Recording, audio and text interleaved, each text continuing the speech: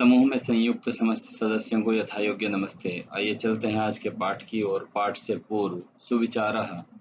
सहसा विदधीत न क्रियाम अविवेकः परमापदां पदम वृणुते हि विमृश्य कारिणं गुणलुब्धा स्वयमेव संपदः।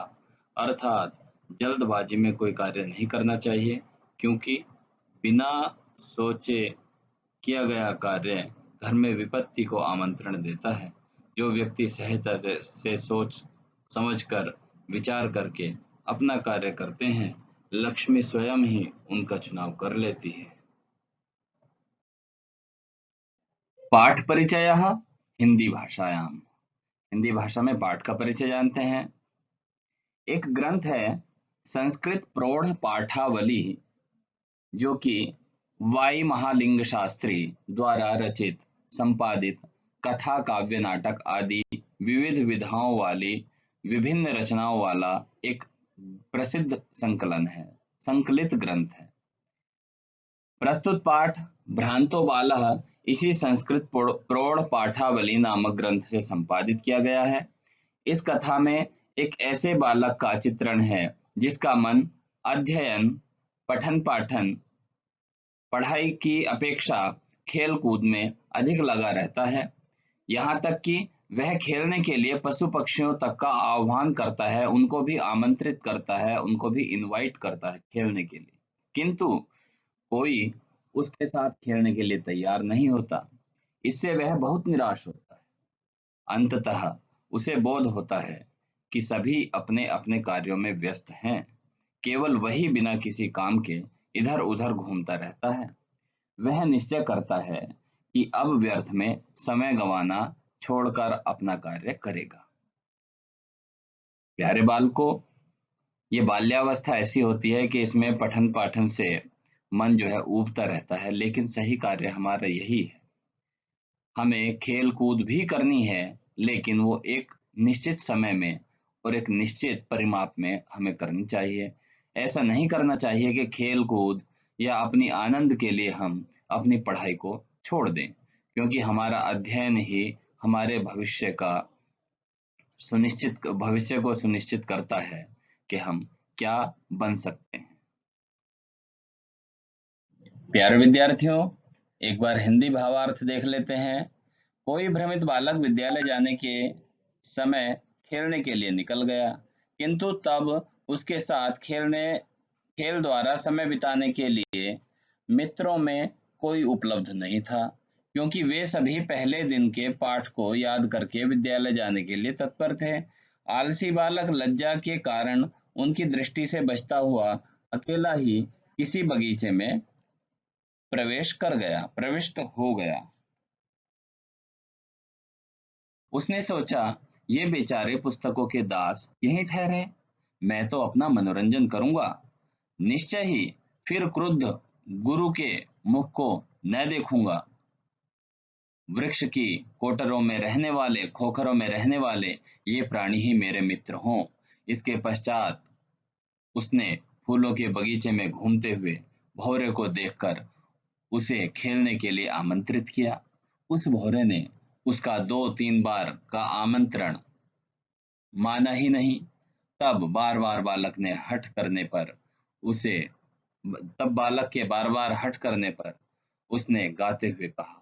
भौरे ने उसको सीख सिखाई, गाने के माध्यम से, गीत के माध्यम से सीख सिखाई।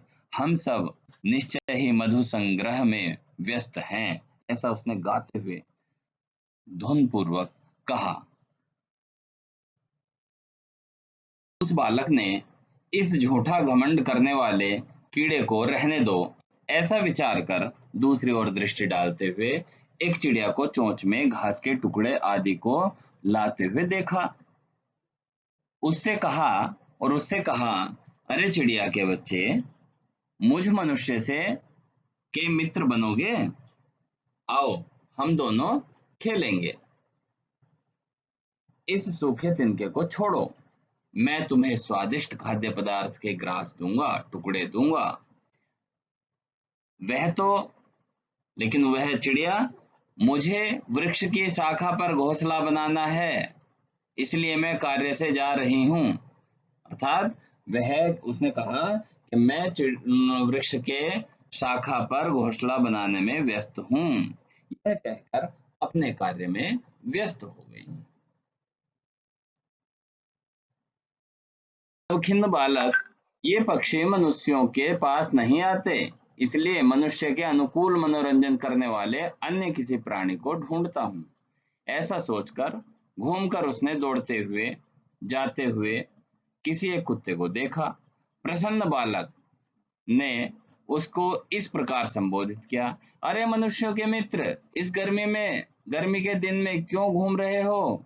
इस शीतल छाया वाले वृक्ष की जड़ का आश्रय लो, यहाँ बैठिए, अर्थात वृक्ष की शीतल छाया में बैठिए। मैं भी तुमको खेलने वाले साथी के रूप में देखता हूँ।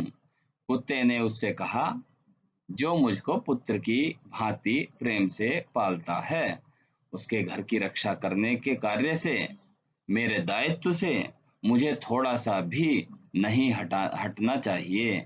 अर्थात मैं तुम्हारे साथ नहीं खेल सकता, मुझे उनके घर की रक्षा करनी है।